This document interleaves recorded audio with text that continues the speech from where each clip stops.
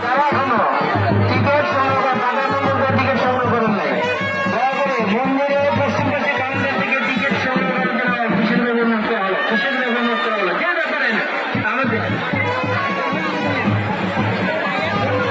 মায়ের আর এক ফেরার মধ্যে মন্দিরের কাছে 50 টাকা দান করেছেন।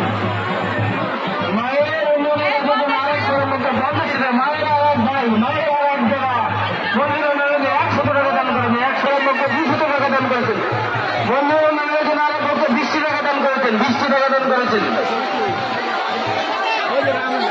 মন্দিরের উন্নয়নের কাছে ছিল আমাদের মন্দিরের আরেক ফেরার মধ্যে 20 টাকা দান করেছেন। আপনাদের